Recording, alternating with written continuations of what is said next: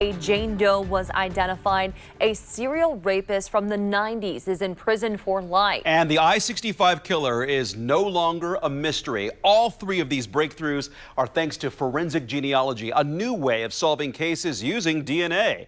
But how is it done, and how well does it work? WRTV's Kayla Molander goes in depth for the answers.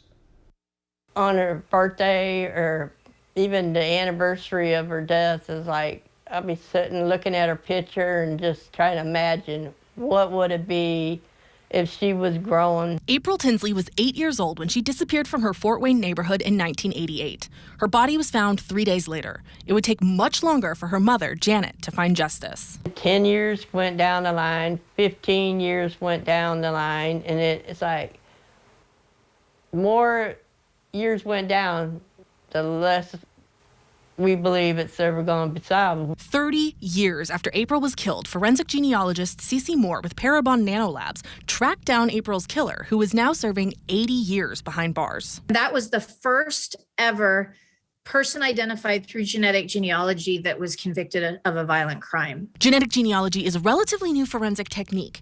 Users of at-home DNA tests such as 23andMe or Ancestry can provide their DNA to databases like GED Match. Suspect DNA is run through those databases to locate distant relatives. Then public records are used to build a family tree and pinpoint the person you're looking for. IUPUI biology lecturer Ryan Eller. Before they made these tests so widely available and also cheaply available, there was no match, there was no database. So the more people that use these sites, the higher the probability of having a match to, say, someone who's a relative. This provides access to a section of the population that wasn't previously included in DNA searches. Before commercial tests became popular, law enforcement relied on its own databases, mostly containing DNA collected from convicted felons. Research published in California Law Review in December 2020 estimates that although African Americans only make up about 13% of the population, they're believed to comprise a third of the FBI's CODIS database. But the new databases are different.